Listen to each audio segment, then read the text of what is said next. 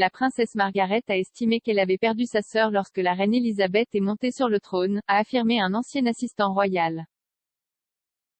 Princess Margaret, A Scandalous Affair est diffusé sur Channel 5 ce soir, à la suite de l'histoire du roturier Anthony Armstrong-Jones qui a charmé Margaret en mariage. Des détails sont partagés sur la façon dont ils ont influencé une monarchie plus moderne. Margaret était la sœur cadette de la reine Elisabeth II et était sans doute l'une des membres de la famille royale les plus populaires de l'histoire moderne. Elle était également connue pour sa nature rebelle et sa personnalité déterminée. Elle a fait les gros titres du monde entier pour son style de vie de fêtarde, comme le montre la série Netflix The Crown. L'émission met également en évidence la relation parfois difficile que Margaret avait avec la reine. Lady Glenconey, l'ancienne dame d'honneur de Margaret, a publié un livre en 2019 dans lequel elle a révélé des détails sur la famille royale.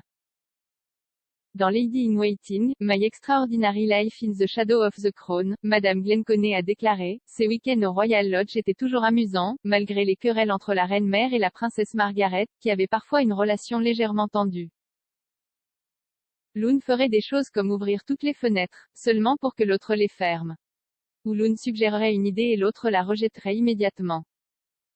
Sur les raisons pour lesquelles la reine et sa sœur ne s'entendaient pas toujours, Madame Glenconey a fait valoir que cela était peut-être dû au fait qu'elles avaient des personnalités similaires. L'émission met également en évidence la relation parfois difficile que Margaret avait avec la reine.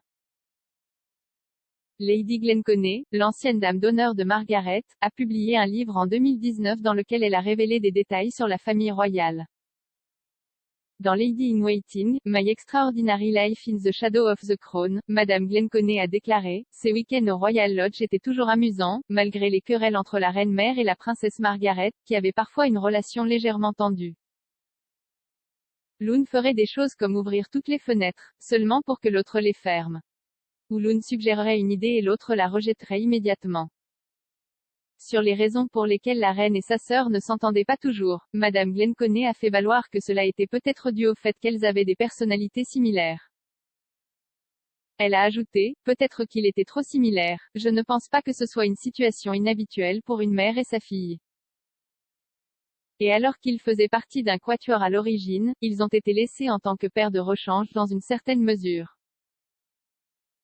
Madame Glenconey faisait référence à la fois à la perte littérale du roi George VI et à la perte figurée d'Élisabeth, qui a immédiatement dû assumer le trône après la mort de leur père. Elle a noté que Margaret avait l'air bouleversée par le couronnement de sa sœur. Madame Glenconey a écrit que Margaret a déclaré, bien sûr, j'avais l'air triste, Anne. Je venais de perdre mon père bien-aimé et, vraiment, je venais de perdre ma sœur, car elle allait être très occupée et avait déjà déménagé à Buckingham Palace, il n'y avait donc que moi et la reine-mère. Un documentaire publié plus tôt cette année a également raconté l'histoire de la seule fois où Margaret a vu la reine pleurer. Dans le documentaire de Channel 5 Elizabeth, Our Queen, la princesse Joséphine Löwenstein, une amie proche de la princesse Margaret, a déclaré que la princesse lui avait un jour parlé du moment. Margaret, selon Joséphine, a déclaré, je n'ai vu ma sœur pleurer qu'une seule fois. C'était quand la presse a publié tous les articles sur son désaccord avec Margaret Thatcher. Le documentaire racontait à quel point le Premier ministre avait tellement peur du monarque qu'elle descendrait du whisky au palais de Buckingham pour se détendre après leur réunion hebdomadaire. Les deux femmes auraient eu une altercation à Balmoral, la reine disant, cette femme ne peut-elle pas simplement s'asseoir? Dans le livre de 2015, The Queen and Mrs. Thatcher, en Inconvenient Relationship, des détails ont été partagés sur les désaccords entre les deux. En fait, l'auteur Dean Palmer affirme qu'ils se sont rencontrés et se sont détestés à vue.